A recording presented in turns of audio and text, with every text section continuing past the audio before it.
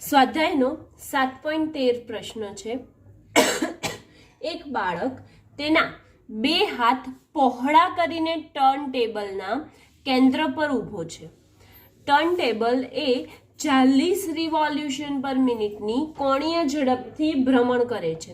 જો આ બાળક તેના હાથોને પાછા વાળે એટલે કે ખુલ્લા રાખીને ટેબલ પર શું કરે છે?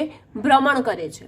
બરાબર, આ હાથ ખુલ્લા છે, પરંતુ જો એના હાથ વાળી દે અને ભ્રમણ કરે તો તેનાથી તે જડત્વની ચાક માત્રાનું મૂલ્ય ઘટાડીને પ્રારંભિક જડત્વની ચાક માત્રાના મૂલ્યથી બે પંચમાંશ ગણું કરે તો તેની કોણીય ઝડપ કેટલી થશે? ટર્ન ટેબલ ઘર્ષણ રહિત છે, ફરે છે તેવું આપણે ધારવાનું છે. બરાબર, આ તો પહેલો પ્રશ્ન છે. હજી બીજા પ્રશ્નમાં એવું પણ પૂછ્યું છે કે દર્શાવો કે બાળકના પરિભ્રમણની નવી ગતિ ઉર્જા તેના પ્રારંભિક પરિભ્રમણની ગતિ ઉર્જા કરતાં વધુ છે અને ગતિ ઉર્જામાં થતો આ વધારો તમે કેવી રીતે સમજાવશો? ઓકે, તો પહેલા એ પાર્ટ જોઈ લઈએ. એ પાર્ટમાં આપણને પહેલા જે આપ્યું છે એ લખીએ. શું આપેલું છે? તો ω1 આપ્યું છે. કેટલું છે? 40 રિવોલ્યુશન પર મિનિટ. ઓકે, 40 પરિભ્રમણ પર મિનિટ આપી દીધું છે અને એની જડત્વની ચાક માત્રા જે છે એ જ્યારે પહેલા છે એના કરતાં કેટલી થાય છે? 2/5 ગણું થાય છે. માટે આપણે લખી શકીએ કે પ્રારંભિક જડત્વની ચાક માત્રાના મૂલ્યના 2/5 ગણું છે. એટલે કે પ્રારંભિક જડત્વની ચાક માત્રાના 2/5 ગણું છે. એના બરાબર શું લખીશું? I2. તેથી I2 બરાબર I1 ગુણ્યા 2/5 થાય. હવે કોણીય વેગમાન સંરક્ષણનો નિયમ ભણી ગયા છે. શું થાય કોણીય વેગમાન સંરક્ષણનો નિયમ? યાદ કરો તો. કોણીય વેગમાન સંરક્ષણના નિયમ પરથી આવ્યો યાદ? કોણીય વેગમાન સંરક્ષણનો નિયમ થાય I1 ω1 થાય. બરાબર ને? L બરાબર I ω. આના પહેલાના પ્રશ્નમાં જ લીધું, તો માટે બંનેનું કેવું થાય? સમાન થાય. પ્રારંભિક બરાબર અંતિમ થાય. માટે I1 ω1 બરાબર I2 ω2 થાય. આપણે શું શોધવાનું છે? એની ઝડપ શોધવાની છે, કોણીય ઝડપ ω2. બરાબર, તો I1 એમના એમ, ω1 કેટલા આપ્યા છે? 40 રિવોલ્યુશન પર મિનિટ. I2 કેટલા લેવાના છે? એ કીધું કે 2/5 પ્રારંભિક જડત્વની ચાક માત્રાના 2/5 ગણા થાય છે. માટે આપણે ગાણિતિક સ્વરૂપે દર્શાવી દીધું અને ω2 શોધીશું. સામસામેથી I1 તો કેન્સલ થઈ જાય. હવે 40 5ને સામે લઈએ એટલે ભાગાકારમાં છે, સામે જશે તો ગુણાકારમાં, અને આ ω2 જોડે ગુણાકારમાં છે તો સામે આવે તો ભાગાકારમાં. બરાબર ω2. તેથી ω2 બરાબર કેટલા થઈ જશે? 5 દુ 10 100 થાય. 20 5 100 રિવોલ્યુશન પર મિનિટ. આ આપણો ω2 આવ્યો, એટલે કે આપણી કોણીય ઝડપ અહીંયા મળી ગઈ. હવે બી પાર્ટની વાત કરીએ તો બી પાર્ટમાં આપણે શું શોધવાનું છે? પ્રારંભિક ચાક ગતિ ઉર્જા જે છે એ એની નવી ચાક ગતિ ઉર્જા કરતાં વધારે છે એવું તો કે છે, પણ એના માટે વધારે છે તો કેવી રીતે આપણે સમજાવી શકીએ કે એમાં વધારો થાય છે? બરાબર, તો બી પાર્ટમાં પહેલા તો પ્રારંભિક ચાક ગતિ ઉર્જા, તો પ્રારંભિક ચાક ગતિ ઉર્જા એને ધારો કે હું K1 થી દર્શાવી દઉં, તો K1 બરાબર સૂત્ર શું મળે આપણને? 1/2 I ω² મળે. તો K1 બરાબર 1/2 I1 પહેલા માટે I1 આવશે અને બીજા માટે I2 આવશે. તો I1 એટલે I1 જ લખીશું, એની કિંમત આપણને આપી નથી માટે. તો I1 અને ω1 ની કિંમત કેટલી છે? 40 છે ને, તો 40 રિવોલ્યુશન છે તો એને રિવોલ્યુશનમાં જ રાખીએ છીએ, કેમ કે આ પણ રિવોલ્યુશન પર મિનિટમાં આવ્યું છે. ઓકે, નહીં તો એને રેડિયન પર સેકન્ડમાં કન્વર્ટ કરવું હોય તો એને પણ આપણે કરી શકીએ. તો K1 બરાબર કેટલા આવે છે? 1/2 ગુણ્યા 40 ગુણ્યા 40. કરો ગુણાકાર, કેટલો આવે છે? 800 I1 આવે. કેટલો આવે છે? 800 I1. 40 ગુણ્યા 40 એટલે 1600 થાય. 1600 ભાગ્યા 2 એટલે કેટલા? 800. ઓકે, તો 800 I1 પ્રારંભિક આવ્યું. હવે નવી ચાક ગતિ ઉર્જા છે ને, તો નવી અથવા તો અંતિમ લઈ લો. એને હું નામ આપી દઉં છું K2. K2 બરાબર 1/2 I2 ઓમેગા 2 સ્ક્વેર થાય ને. તો K2 બરાબર આપણને મળશે 1/2, તો એમના એમ I2 ની જગ્યાએ આપણે શું લખવાનું છે? I1 ઇન્ટુ 2/5 ઓમેગા 2 આપણે શોધી કાઢ્યું. કેટલું આવ્યું? 100 આવ્યું. તો 100 ગુણ્યા 100, 2 કેન્સલ, 5 અને અહીંયા 20 થશે. સો K2 ઇઝ ઇક્વલ ટુ થાય 2000 I1. હવે બંનેનો રેશિયો લઈએ એટલે આપણને ખબર પડી જશે કોણ મોટું છે અને કોણ નાનું છે. સો K2/K1 ઇઝ ઇક્વલ ટુ, આપણને ખબર એમનેમ જ પડી ગઈ છે કે આ I1 ના 2000 ગણું છે, જ્યારે આ જે છે પ્રારંભિક એ I1 ના 800 ગણું છે. તો ઓબ્વિયસલી આ જ વધારે છે. તો 2000 into I1 upon 800 into I1 cancel. 2020 ભાગ્યા 8 કરીએ તો આપણો જવાબ આવશે 2.5. બરાબર, એટલે રેશિયો કેટલો આવ્યો? 2.5. એટલે કહી શકીએ કે નવી ચાક ગતિ ઉર્જા પ્રારંભિક કરતા 2.5 ગણી વધારે છે. નવી ચાક ગતિ ઉર્જા પ્રારંભિક ચાક ગતિ ઉર્જા કરતા 2.5 ગણી વધારે છે. અને આ વધારો તે બાળકની આંતરિક ઉર્જાને લીધે થાય છે. શેના લીધે થાય છે? આપણને કીધું તું સમજાવવાનું. તો આ જે વધારો છે એ આંતરિક ઉર્જાના લીધે વધારો થાય છે, જે બાળક ખેંચેલા હાથને પાછા વાળવા માટે વાપરે છે. જે બાળક ખેંચેલા હાથ છે, એને લાંબા કર્યા હતા ને પહોળા, તો એ હાથ એને પાછા વાળવા છે, એના માટે ખેંચેલા હાથને પાછા વાળવા માટે વાપરે છે. ઓકે, અને એની સાથે આ ક્વેશ્ચન અહીંયા કમ્પ્લીટ થાય છે.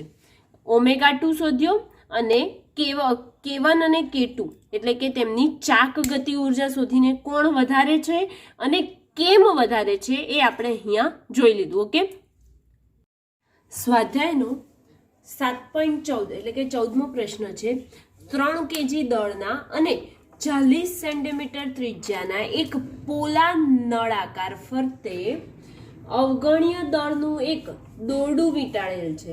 જો આ દોરડાને 30 ન્યૂટન બળથી ખેંચવામાં આવે તો આ નળાકારનો કોણીય પ્રવેગ કેટલો હશે અને દોરડાનો રેખીય પ્રવેગ કેટલો હશે, એમ ધારો કે અહીં દોરડું સરકતું નથી એવું આપણે ધારવાનું છે. હવે અહીંયા આપેલું શું છે? તો પોલો નક્કર નળાકાર છે, એનું 3 kg વજન છે અને એની ત્રિજ્યા જે છે એ 40 સેન્ટીમીટર છે. હવે સેન્ટીમીટરને મીટરમાં ફેરવી દઉં તો 0.40 મીટર થાય. બરાબર, અને કેટલા બળથી ખેંચવામાં આવે છે? 30 ન્યૂટન જેટલા બળથી ખેંચવામાં આવે ત્યારે તેનો કોણીય પ્રવેગ અને રેખીય પ્રવેગ આ બંને આપણે શોધવાનું છે. બરાબર, હવે પોલો નળાકાર છે, તો પોલા નળાકારને અક્ષને અનુલક્ષીને જડત્વની ચાકમાત્રાનું સૂત્ર શું થાય? પહેલા કોષ્ટકમાં આપણે જોયું હતું એ મુજબ, અથવા તો આપણે યાદ કરવું પડશે એને. બરાબર, પોલા નળાકાર માટે કેટલું થઈ જશે? mr². તો પોલા નળાકાર ની તેના અક્ષને અનુલક્ષીને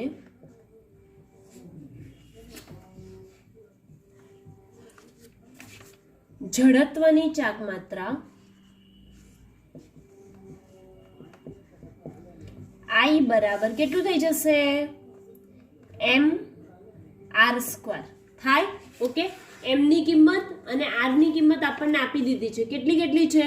તો m છે આપણી પાસે 3 કિલોગ્રામ અને r કેટલો છે? 0.4 છે. તો 0.4 મૂકીએ, 3 ગુણ્યા 0.4 ગુણ્યા 0.4 એટલે 4 ચોક 16, 16 તરી 48 પણ 2 પોઈન્ટ આમ આગળ ખસાવવો પડશે એટલે 0.48 kg મીટર સ્ક્વેર આ પોલા નળાકારની જડત્વની ચાકમાત્રા આવી. હજી આપણે આગળ શું કરીશું તો આગળ આપણે શું શોધવાનું છે? આલ્ફા શોધવું હોય તો આલ્ફાનું સૂત્ર આપણે જાણીએ કે ટાઉ બરાબર સૂત્ર થાય આઈ આલ્ફા, પરંતુ આપણી પાસે ટોર્ક અને કોણીય પ્રવેગ બંને નથી, માટે સૌથી પહેલા ટોર્ક શોધવું પડશે. તો ટોર્કનું સૂત્ર શું થાય? આર ગુણ્યા એફ થાય, આર એફ સાઇન થીટા, પરંતુ બંને એકબીજાને જો લંબ હોય તો એમની વચ્ચે સાઇન 90 એટલે કેટલા થઈ જાય? 1 થઈ જાય, માટે આર ગુણ્યા એફ. આર કેટલા છે? 0.40 અને એફ કેટલા છે? 30. કેટલા થાય? 4 તરી 12 એટલે કે 12 જૂલ આવશે.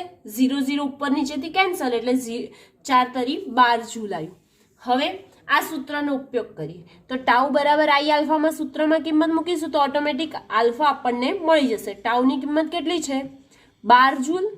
આઈ કેટલા છે? 0.48 અને આલ્ફા આપણે શોધવાના છે, બરાબર ને? હવે તેથી આલ્ફા બરાબર 12/0.48 થશે. તો 12 ભાગ્યા 0.48 કરીએ તો જવાબ આવે કેટલો? 25 રેડિયન પર સેકન્ડ સ્ક્વેર આવશે, બરાબર. હવે આગળ શું કરીશું તો આની આગળ આપણે એ શોધવાનું છે, એટલે કે રેખીય પ્રવેગ શોધવાનો. તો રેખીય પ્રવેગ શોધવા માટે સૂત્ર હતું આપણી પાસે કે એ બરાબર આર આલ્ફા. તો આર એટલે એની ત્રિજ્યા કેટલી છે? 0.40 મીટર અને આલ્ફા આપણને મળી ચૂક્યા છે. કેટલા છે? 25. તો 0.40 ગુણ્યા 25 કરીશું તો આપણે કરીએ તો 25 ચોક 0 કેન્સલ એટલે કે 10 મીટર પર સેકન્ડ સ્ક્વેર આવ્યું. આ શું આવ્યો? રેખીય પ્રવેગ આવ્યો, જ્યારે આ આપણો કોણીય પ્રવેગ આવ્યો. અને અહીંયા આ 14મો પ્રશ્ન જે છે એ કમ્પ્લીટ થાય છે. ઓકે, અને ખાસ ધ્યાન રાખવાનું પોલો ગોળાકાર અને જે નક્કર ગોળો છે એ ગોળાકાર, એ બંનેની જડત્વની ચાકમાત્રા, પછી નક્કર નળાકાર અને પોલો નળાકાર એ બંનેની જડત્વની ચાકમાત્રા, પછી એક સળિયો હોય તેની જડત્વની ચાકમાત્રા, રિંગ એટલે કે તકતી હોય એની ચાકમાત્રા, આ બધી જડત્વની ચાકમાત્રા તમારે યાદ રાખવી પડશે. આ ખાસ ધ્યાનમાં રાખવું પડશે. ઓકે, અને આ 14મો પ્રશ્ન અહીંયા કમ્પ્લીટ થાય છે. સ્વાધ્યાયનો પ્રશ્ન 15મો. એક રોટરને 200 રેડિયન પર સેકન્ડ એક સમાન કોણીય ઝડપ જાળવવા માટે એન્જિન 180 ન્યૂટન મીટર ટોર્ક પ્રસ્થાપિત કરવું આવશ્યક છે. તો આ માટે એન્જિનનો કેટલો પાવર આવશ્યક છે? શું શોધવાનું છે? ટોર્ક આપેલું છે અને તેનો કોણીય ઝડપ આપેલી છે અને શોધવાનું છે આપણે પાવર, બરાબર. તો આપેલું ઓમેગા કોણીય ઝડપ છે 200 રેડિયન પર સેકન્ડ અને ટોર્ક આપેલું છે 180 ન્યૂટન મીટર. શોધવાનું પાવર છે, બરાબર. પાવર માટે ટોર્ક માટે સૂત્ર જોઈ ગયા હતા, પાવર અને ટોર્ક વચ્ચેના સંબંધનું. શું હતું? પી બરાબર ટાઉ ઓમેગા હતું આવું સૂત્ર. તો પી બરાબર ટાઉ ઓમેગા હોય તો ટાઉની કિંમત છે, ઓમેગાની કિંમત છે, કિંમત મૂકીએ એટલે આન્સર આવી જશે. ટાઉ એટલે 180, ઓમેગા એટલે 200. 18 દુ 36 અને એના ઉપર કેટલા મીંડા આવશે? 3 એટલે કે 36,000. પાવરનો એકમ વોટ આવે માટે W. હવે 36,000 વોટ છે તો એને શું લખી શકું? 36 કિલોવોટ. પાવરનું સૂત્ર આપણને અહીંયા મળી ગયું. ઓકે, અને પાવર કેટલો આવ્યો? 36 કિલોવોટ જેટલો પાવર જોઈએ, બરાબર. સ્વાધ્યાયનો જ 7.16મો પ્રશ્ન શું છે? અહીંયા છે કે આર ત્રિજ્યાની એક સમાન તકતીમાંથી r/2 ત્રિજ્યાના ગોળાકાર છેદને કાપવામાં આવે છે. આ છેદનું કેન્દ્ર મૂળ તક્તીના કેન્દ્રથી r/2 અંતરે છે તો પરિણામી સપાટી પદાર્થનું ગુરુત્વ કેન્દ્ર શોધો. આપણી પાસે કેવી તક્તી છે? તો r ત્રિજ્યાની એક તક્તી છે. એક સેકન્ડ, આપણી પાસે r ત્રિજ્યાની એક તક્તી છે. હવે આ જે તક્તી છે એનામાંથી r/2 ત્રિજ્યાના ગોળાકાર છેદને કાપવામાં આવે છે. તો હંમેશા આ ગોળાનું કેન્દ્ર છે તો કેન્દ્રથી આ જે અંતર હશે એ કેટલું થઈ જાય છે? r થાય છે, બરાબર ને? તો કેન્દ્રથી જે અંતર થાય છે એ r થાય છે. તો આપણે કેટલી ત્રિજ્યાનો ગોળાકાર કાપવાનો છે? r/2 ત્રિજ્યાનો ગોળાકાર કાપવાનો છે. તો કેવી રીતે કાપીશું? આ ધારો કે એની x અક્ષ છે અને એની y અક્ષ અહીં બતાવી દીધી, બરાબર? તો એને r જેટલી તક્તી છે તો તક્તીની ત્રિજ્યા બરાબર r છે. હવે એ તક્તીમાંથી આપણે r/2 ત્રિજ્યાની બીજી તક્તી બનાવવાની છે. તો આખું આટલું r હોય તો એનાથી અડધું બને, એટલે કે આ વાળું કેન્દ્ર હોય તો આટલું r/2 થાય કે ના થાય? થાય. ઓકે, માટે આપણે r/2 એનું કેન્દ્ર બને એવી રીતે આપણે એને કાપીએ છીએ. તો આ મેં અહીંયા કાપી દીધી અને આ અંતર મારું કેટલું થઈ ગયું? r/2 અને આખું r થયું. તો હવે અહીંયા લખી શકીએ કે આ બંને જે છે એમના દ્રવ્યમાન કેન્દ્ર અને તેનું ગુરુત્વ કેન્દ્ર બંને કેવા છે? સમમિતિ ધરાવતા પદાર્થ માટે દ્રવ્યમાન કેન્દ્ર એ જ એનું શું બને છે? ગુરુત્વ કેન્દ્ર બને છે, બરાબર ને? તો હવે આ ધારો કે ઉગમ બિંદુઓ છે તો આ બીજાનું ઓડેશ આપી દઈએ. તો દ્રવ્યમાન કેન્દ્ર જે છે કેન્દ્ર જ ગુરુત્વ કેન્દ્ર બને. કોના માટે ગુરુત્વ કેન્દ્ર બને? જ્યારે સમમિતિ ધરાવતો પદાર્થ હોય તેના માટે, બરાબર? તો હવે આ જે પદાર્થ છે એનામાં ધારો કે તક્તીનું એકમ ક્ષેત્રફળ દીઠ દળ, તક્તીનું એકમ ક્ષેત્રફળ દીઠ દળ સિગ્મા છે. ધારો કે સિગ્મા છે. હવે તો r ત્રિજ્યાની તક્તીનું દળ m1 લઈએ તો બીજી તક્તી છે એનું દળ m2 લઈ લઈએ. તો r ત્રિજ્યાની તક્તી જે છે એનું દળ m1 છે. તેથી m1 હોય દળ તો તક્તીનું દળ m1 હોય ત્યારે m1 બરાબર એમનું ક્ષેત્રફળ જે છે તે ગુણ્યા એ તક્તીનું એકમ ક્ષેત્રફળ દીઠ દળ લઈએ, બરાબર? એકમ ક્ષેત્રફળ દીઠ દળ સિગ્મા છે જ્યારે તક્તીનું ક્ષેત્રફળ કેટલું છે? πr² છે. હવે આ જે આવ્યું એને હું ધારો કે m નામ આપી દઉં છું. તેવી જ રીતે સેમ r/2 ત્રિજ્યાની તક્તી બની. તો r/2 ત્રિજ્યાની તક્તીનું દળ m2 છે. તેથી m2 બરાબર શું થઈ જશે? એની ત્રિજ્યા જે છે તે, એટલે કે એનું ક્ષેત્રફળ જે છે તે અહીંયા πr² હતું તો એની જગ્યાએ અહીંયા શું લઈએ છે? r/2 છે ને એની ત્રિજ્યા, માટે r/2 નો વર્ગ ગુણ્યા એકમ ક્ષેત્રફળ દીઠ તેનું દળ સિગ્મા. તો હવે એનો ગુણાકાર કરીએ તો જવાબ શું આવે? πr² સિગ્મા છેદમાં 4. આપણી પાસે πr² સિગ્મા એટલે શું હતું? m હતું કે નહોતું? હા, m હતું. માટે એની જગ્યાએ m મૂકીએ અને છેદમાં 4 જે હતા એના m, બરાબર? તો તક્તીનું બાકી રહેલું આટલું દળ આપણું વપરાઈ ગયું. કેટલું? m/4 વપરાઈ ગયું. m માંથી m/4 વપરાઈ ગયું તો બાકી કેટલું રહ્યું? આનામાંથી માઇનસ કરીએ એટલું બાકી રહ્યું. તો બાકી રહેલ તક્તીનું દળ કેટલું થઈ જશે? m - m/4. m માંથી m/4 માઇનસ કરીએ એટલે કેટલું આવે? 3m/4 આવે, બરાબર? આ આપણને તક્તીનું બાકી રહેલું દળ મળ્યું. પણ આપણને અહીંયા શોધવાનું શું છે? વાત શું કરી છે શોધવાની? કે તમારે બાકી તક્તીનું દ્રવ્યમાન કેન્દ્ર શોધવાનું છે. કેવી રીતે શોધીશું દ્રવ્યમાન કેન્દ્ર? તો બાકી રહેલ તક્તીનું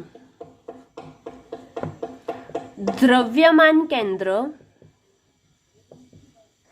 એને હું ધારી લઉં છું x. તો x બરાબર સૂત્ર શું છે? m1x1 plus m2x2 upon m1 plus m2. કિંમત મૂકું અહીંયાથી. દ્રવ્યમાન કેન્દ્ર જે છે એ જ એનું ગુરુત્વ કેન્દ્ર બને છે, માટે એની જગ્યાએ આપણે x બરાબર શું મૂકીએ? m1 ની જગ્યાએ m અને x1 ની જગ્યાએ શું મૂકીશું? એમનું 0, કેમ કે એનું સ્થાન તો એનું એ જ છે, પોતાની જગ્યા પર છે, માટે પ્લસ m2x2. તો m2 એટલે શું છે? m/4 છે. તો મૂકીશું આપણે. હું થોડી અહીંયાથી ફિગર રફ કરી કાઢું છું. m/4 અને x2 એટલે બીજાનું સ્થાન, બીજાનું અંતર કેટલું છે? r/2 જેટલું અંતર છે, માટે અહીંયા મૂકીશું r/2. પરંતુ અહીંયા માઇનસની નિશાની આવશે. કેમ કે બંનેનું એકબીજાથી વિરુદ્ધ અંતર છે, બરાબર, માટે માઇનસની નિશાની આવશે. અને નીચે m1 વત્તા m2 કરીશું તો m વત્તા માઇનસ m/4 આવશે. કેમ કે આટલામાંથી આટલો ભાગ આપણે શું કરી દીધો છે? કાપી લીધો છે, લઈ લીધો છે, માટે એટલું શું થશે? દળ માઇનસ થશે, બરાબર. તેથી x બરાબર 0 માઇનસ mr/8 અપોન m માંથી m/4 માઇનસ થાય તો કેટલા બચે? 3m/4 બચે. હવે એનું સાદું રૂપ આપીએ તો m કેન્સલ થઈ જાય. બચ્યું શું આપણી પાસે? માઇનસ r/8 ઇન્ટુ 3, અને આ છેદનો છેદ છે, ક્યાં જશે? અંશમાં, માટે 4 દુ 8. જવાબ કેટલો આવે? દ્રવ્યમાન કેન્દ્ર x બરાબર માઇનસ r/6 આવ્યું. કેટલું આવે છે? માઇનસ r/6 આપણું દ્રવ્યમાન કેન્દ્ર આવે છે. ઓકે, તો આપણને શોધવાનું શું હતું? કે પરિણામી સપાટી પદાર્થનું દ્રવ્યમાન કેન્દ્ર શોધવાનું હતું, એટલે આ દ્રવ્યમાન કેન્દ્ર શોધ્યું. હવે એવું થાય કે આ માઇનસની નિશાની કેમ આવી? તો માઇનસની નિશાની દર્શાવે છે કે બાકીની તક્તીનું દ્રવ્યમાન કેન્દ્ર મૂળ તક્તીના કેન્દ્રથી r/6 અંતરે કાપેલા ભાગથી વિરુદ્ધ દિશામાં છે, બરાબર. જે ભાગ કાપ્યો છે એનાથી વિરુદ્ધ દિશામાં આટલું દ્રવ્યમાન કેન્દ્ર હશે એવું દર્શાવે છે. અને હજી એકવાર કહી દઉં કે માઇનસની સાઇન કેમ લીધી છે? તો આપણને આટલું કાપી લીધું હતું, બરાબર, m/4 કાપી લીધું હતું, માટે જેટલું બાકી રહ્યું એટલું આપણે લીધું, માટે માઇનસ m/4 આ જગ્યાએ લખ્યું છે. ઓકે, અને એની સાથે જે સ્વાધ્યાયનો 7.16 પ્રશ્ન છે એ અહીંયા કમ્પ્લીટ થાય છે. સ્વાધ્યાયનો 7.17મો પ્રશ્ન જોઈએ છે ફ્રેન્ડ્સ. એક મીટર પટ્ટી તેના મધ્યે છરીના ધાર પર સંતુલિત છે, જ્યારે એવા બે સિક્કા કે જે દરેકનું દળ 5 ગ્રામ છે તેમને 12 સેન્ટીમીટરના નિશાની પર એકબીજાથી ઉપર મૂકવામાં આવે છે, ત્યારે આ પટ્ટી 45 સેન્ટીમીટર પર સંતુલિત થાય છે. તો આ મીટર પટ્ટીનું દળ શું હશે? આપણે દળ શોધવાનું છે. જે સળિયો આપ્યો છે, માપ પટ્ટી આપી છે એનું. તો ધારો કે મારી પાસે આ વાળી માપ પટ્ટી છે, આટલી લાંબી છે, બરાબર. એનું દળ શોધવાનું છે. તો આપણે અહીંયા લખી કાઢીએ કે માપ પટ્ટીનું દળ m બરાબર કેટલું. હવે એ કોના પર સંતુલિત થાય છે? તો કે છે એની ધરી, ધારો કે ધરી કે છે અને એ કે ધરી પર સંતુલિત થાય છે. એ ધરી કેટલા સેન્ટીમીટર પર આપેલી છે? તો 45 સેન્ટીમીટર પર આ ધરી આપણને આપેલી છે, બરાબર. અને આ બાજુ ધારો કે એ આખી જે છે તે 50 સેન્ટીમીટરની થશે, કેમ કે આ બાજુ દરેકનું દળ 5 ગ્રામ હોય એવો સિક્કો લગાડવામાં આવેલો છે, અને એ 5 ગ્રામનો સિક્કો હોય ત્યારે બે સિક્કાનું વજન 10 g જેટલું થાય કે ના થાય? 10 ગ્રામ, એટલે કે 10 ગ્રામ જેટલું થાય કે ના થાય? થાય. તો આ બાજુ મારી પાસે 10 ગ્રામનો સિક્કો છે અને આ બાજુ mg જેટલું વજન લાગે છે. તો આ બાજુ વજન બળ છે, આ બાજુ mg છે. જ્યાં mg છે ત્યાં ગુરુત્વ કેન્દ્ર પર mg તેના ગુરુત્વ કેન્દ્ર પર 50 સેન્ટીમીટર પર લાગે છે. ક્યાં લાગે છે? તેના 50 સેન્ટીમીટર પર લાગે. તો અહીંયા આપણે 50 સેન્ટીમીટર લઈએ અને અહીંયા કેટલા પર લાગે છે? 12 સેન્ટીમીટર કીધું છે ને પ્રશ્નમાં. તો આ 12 સેન્ટીમીટર પર લાગે. તો અહીંયા તમારે લખવું હોય તો લખી શકો કે માપપટ્ટીનું દળ કેટલું અને વજન mg તેના ગુરુત્વ કેન્દ્ર એટલે કે જે માપપટ્ટીનું કેન્દ્ર છે ગુરુત્વ કેન્દ્ર તે. તો ગુરુત્વ કેન્દ્ર 50 સેન્ટીમીટર પર લાગે છે. અને એ સ્થિર ક્યારે થાય છે? જ્યારે તેના પર 45 સેન્ટીમીટર પર આવે ત્યારે એ ધરી શું થઈ જાય છે? સ્થિર થાય છે. અને એ બંને જે સિક્કા છે એ કેટલા ગ્રામના છે? 5-5 ગ્રામના છે. તો 5-5 ગ્રામ એટલે કેટલા થઈ ગયા? 10 ગ્રામના છે. એટલે વજન બળ નીચે બાજુ કેટલું લાગે? 10 ગ્રામ જેટલું લાગે. અને ગુરુત્વ પ્રવેગ વડે લાગતું ગ્રેવિટેશનલ ફોર્સ નીચે બાજુ લાગશે માટે 10g લખ્યું. બરાબર ને? તો અહીંયા લખી શકીએ જો લખવું હોય તો. ઓકે, બે સિક્કાનું વજન 10 ગ્રામ થશે અને કેટલા સેન્ટીમીટર પર થશે? 12 સેન્ટીમીટર પર લાગે છે. અને આપણી છરી જે છે એની ધાર ક્યાં છે? છરીની ધાર કે 45 સેન્ટીમીટર પર છે. તો હવે આ 45 સેન્ટીમીટર પર કે બિંદુએ સંતુલિત થાય તો આ બાજુનું અને આ બાજુનું બંને બાજુનું સરખું થાય. જેવી રીતે સમક્ષિતિજીય સંતુલન પરથી લઈએ તો બંને બાજુનું સરખું થાય. તો કે ને અનુલક્ષીને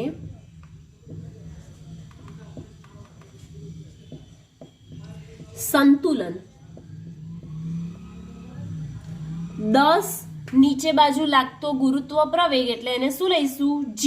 એટલે 10g એને ગુણ્યામાં કેટલા? 45 ગ્રામ છે એટલે કે 45 સેન્ટીમીટરે લાગે છે. તો 45 અને આ બે વચ્ચેનું અંતર કેટલું થશે એ શોધવા માટે આપણે એનામાંથી શું કરવું પડશે? માઇનસ કરવું પડશે. બરાબર. અને mg આ બાજુ નીચે બાજુ લાગતું બળ અને આપણે ધરી જે છે એ 45 સેન્ટીમીટર પર છે. જ્યારે આખી ફૂટપટ્ટી જે છે એનામાંથી કેટલા પર છે? એ જે વજન બળ છે 50 સેન્ટીમીટર પર છે. માટે આપણે આ બંને વચ્ચેનું શોધવું હોય તો 50 માંથી શું માઇનસ કરીશું? 45 ને માઇનસ કરીશું તો એ બંને વચ્ચેનું આપણને અંતર મળશે. બરાબર. તો 10g ગુણ્યા 45 માંથી 12 જાય તો કેટલા બચશે? 33 બચે. mg 50 માંથી 45 જાય તો કેટલા બચે? 5 બચે. હવે સામસામેથી ગુરુત્વ પ્રવેગ એટલે કે g બંને બાજુથી કેન્સલ થઈ જાય છે. તો આ બાજુ બચશે શું? 10 ગુણ્યા 33 એટલે કેટલા બચે?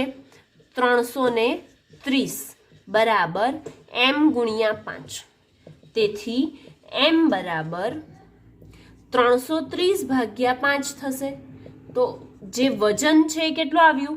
330 માંથી 5 ભાગી દઈએ તો કેટલું આવે? 66 ગ્રામ વજન આવ્યું. બરાબર. માપપટ્ટીનું દળ શોધવાનું હતું. અહીંયા આપણને માપપટ્ટીનું દળ મળે છે. પણ અહીંયા જે વજન બળ mg છે એ તેના ગુરુત્વ કેન્દ્રથી કેટલું દૂર છે એવું લીધું આપણે? 50 સેન્ટીમીટર દૂર છે એવું લેવામાં આવે છે. ઓકે. અને એ સંતુલિત કયા સ્થાને થાય છે? તો એની ધરી કે પર 45 સેન્ટીમીટરે એ વસ્તુ સંતુલિત થાય છે. ઓકે. અને એની સાથે જે આન્સર આવે છે 66 ગ્રામ.